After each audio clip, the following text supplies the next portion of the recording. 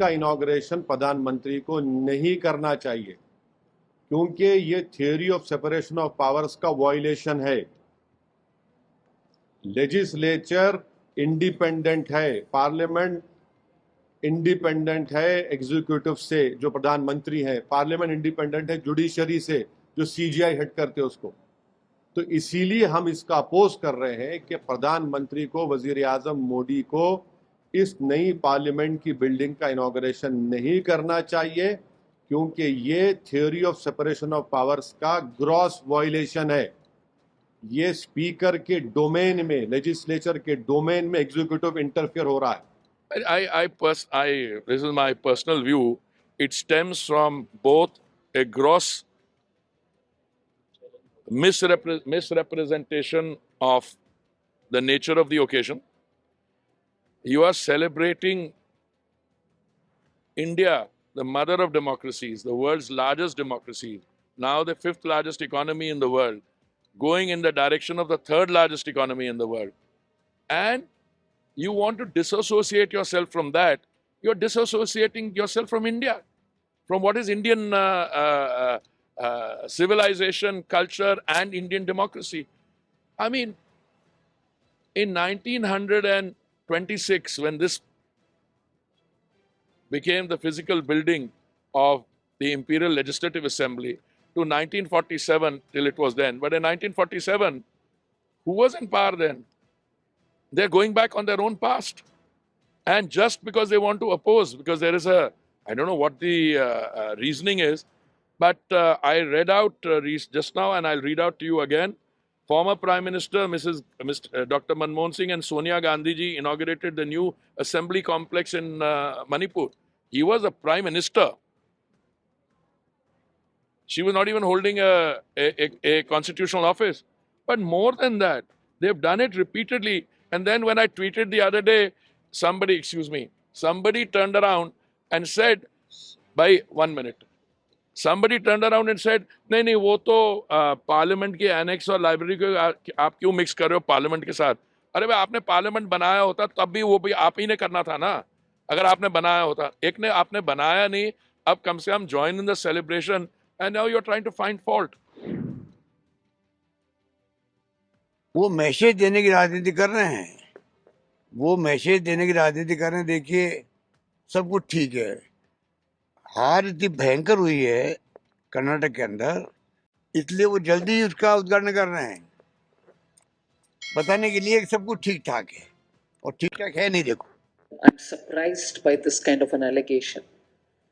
Parties which today see the Rashtrapati as a very eminent leader, particularly coming from tribal background, are the ones which undertook a very bitter campaign. I do not wish to recall the kind of words they used at that time. Leaders belonging to these very same opposition parties spoke ill of her, abused her, said that she is going to be a rubber stamp, said that she doesn't represent any of what the country needs, and she is representing evil forces. Obviously, they had the RSS in mind, and also said she is just not going to perform because she's chosen and she'll only be a rubber stamp. The very same people today also chose someone to contest against her. प्रधानमंत्री खुद करते हैं, ये राष्ट्रपति करना चाहिए। पहले foundation करते वक्त भी वो उस वक्त के जो शेड्यूल कास्ट समाज से आए थे, दलित समाज से, उनको फाउंडेशन पे नहीं बुलाया।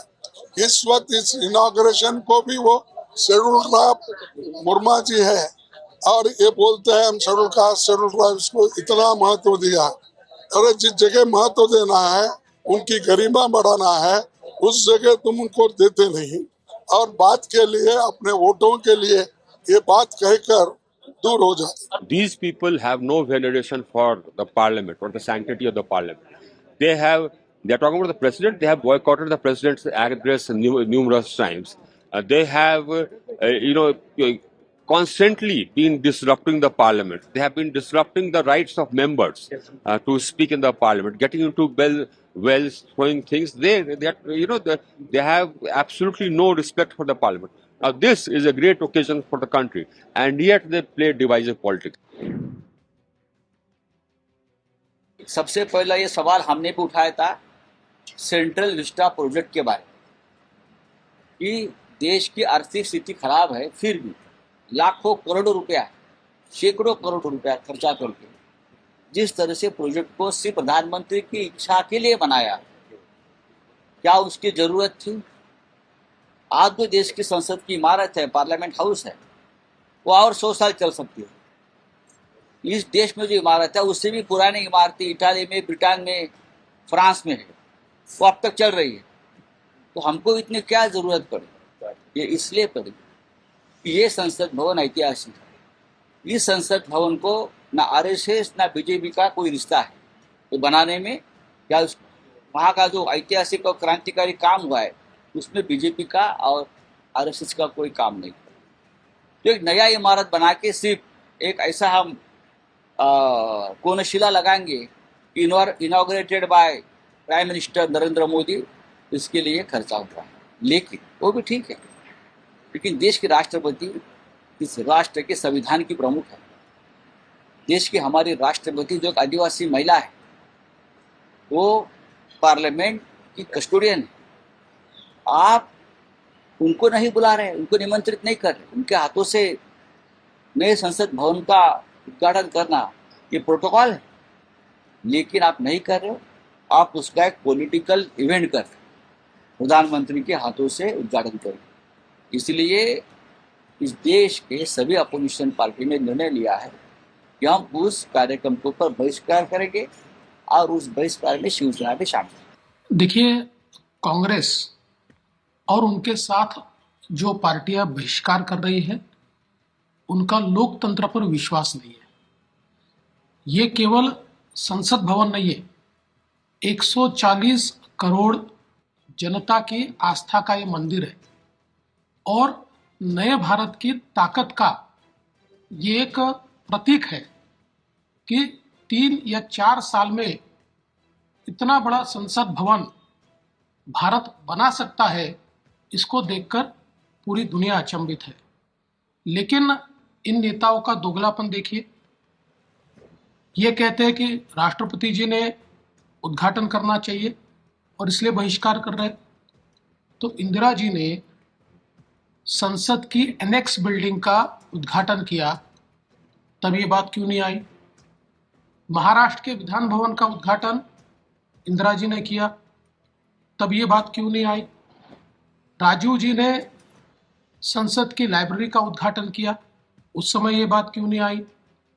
तमिलनाडु के विधानसभा के उद्घाटन में सोनिया जी थी, उस समय ये बात क्यों नहीं आई?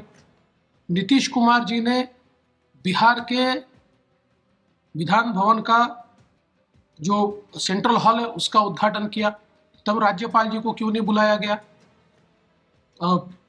मणिपुर के इम्फाल में मनमोहन सिंह जी और सोनिया जी ने विधान भवन का उद्घाटन किया, तब तो फिर राज्यपाल जी को बुलाना चाहिए था, राज्यपाल जी को नहीं बुलाया गया। असम की विधानसभा का उद्घाटन कांग्रेस के तरुण गोगोई जी ने किया, राज्यपाल जी को न्योता नहीं दिया गया। आंध्र के मुख्यमंत्री ने 2018 में विधान भवन का उद्घाटन किया, राज्यपाल को नहीं बुलाया गया। 2014 में झारखंड के मुख्यमंत्री हेमंत सोरेन ने वहां के विधान भवन का उद्घाटन किया, राज्यपाल जी को न्योता भी नहीं दिया। सोनिया जी ने छत्तीसगढ़ की विधानसभा का शिलान्यास किया, उस समय सोनिया जी तो मात्र संसद सदस्य थी, किसी पद पर नहीं थी। फिर तब बहिष्कार क्यों नहीं हुआ? तब राज्यपाल जी की याद क्यों नहीं आई? पश्चिम बंगाल में ममता बनर्जी जी ने जो उनकी गोल्डन जुबली बिल्डिंग है उसका उद्घाटन किया, उस समय इस बात की याद क्यों नहीं आई? दिल्ली में मुख्यमंत्री अरविंद केजरीवाल जी ने विधानसभा रिसर्च सेंटर का उद्घाटन किया, उपराज्यपाल को तो निमंत्रित भी नहीं किया। तेलंगाना में विधान भवन का उद्घाटन हुआ, मुख्यमंत्री केसीआर ने किया। उस समय राज्यपाल जी को न्योता नहीं दिया। तो जब ये करेंगे तो लोकतांत्रिक, और प्रधानमंत्री मोदी जी जब नए संसद भवन का उद्घाटन करते हैं और जन जन की आस्था का प्रतीक इस प्रकार का संसद भवन, जिसको देखकर पूरी दुनिया अचंभित है, ऐसे समय बहिष्कार की बात करना दोगलापन है, ये लोकतंत्र विरोधी है। इनको देश के साथ कोई लेन देन नहीं, देश के संविधान के साथ लेन देन नहीं, देश के लोकतंत्र के साथ लेन देन नहीं। ये केवल कुर्सी के लिए राजनीति करने वाले लोग हैं।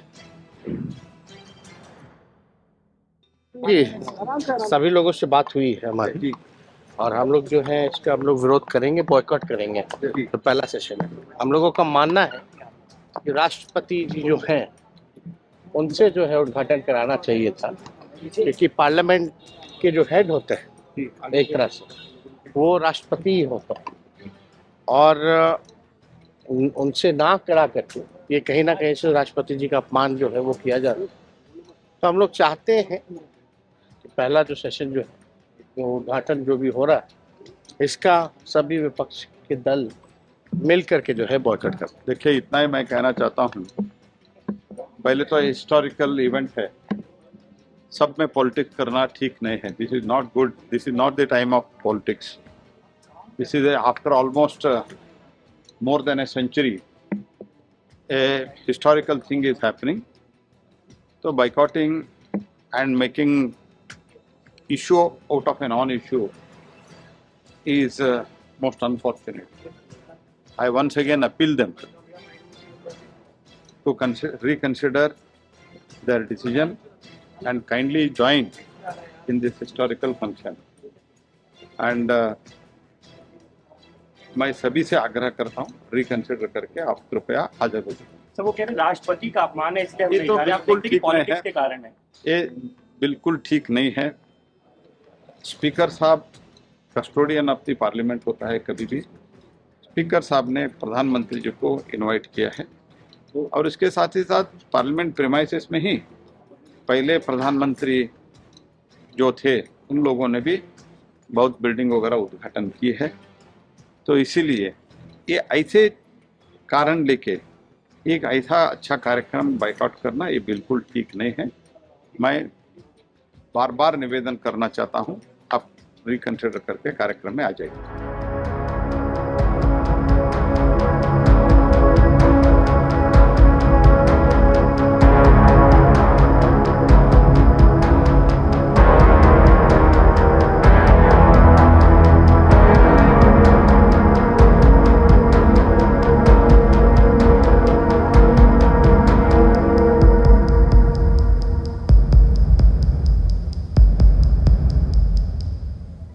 Subscribe to Midday India. Get direct notifications on all our videos by clicking on the bell icon.